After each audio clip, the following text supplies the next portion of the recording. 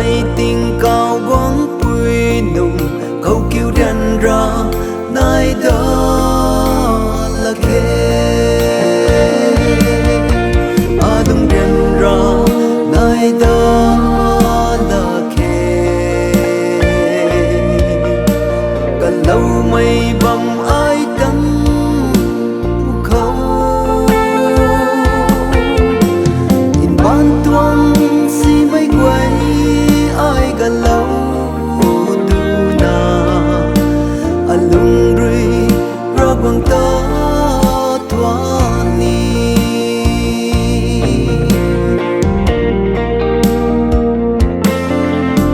cả cần khát khâu ở ban ti hay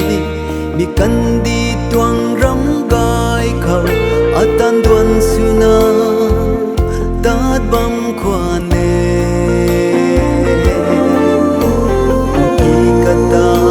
ai thay nung rui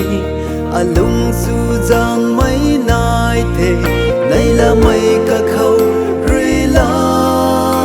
tàu về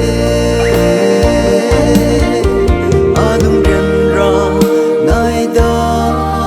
là khe cả lâu mây bầm ai đắng khâu in ban tuang si mây quay ai gần lâu du na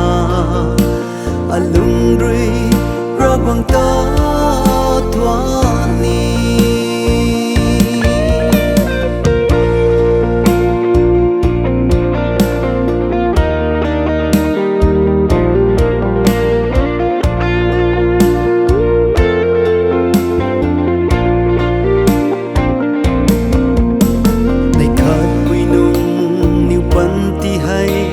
mi cần đi tuang rắm gai quay ngăn lao tu lana quang quy nung kiều ta ray cần mây xiên mây quay ta a riu pu ni tiếng cao khâu khâu kêu ai a đi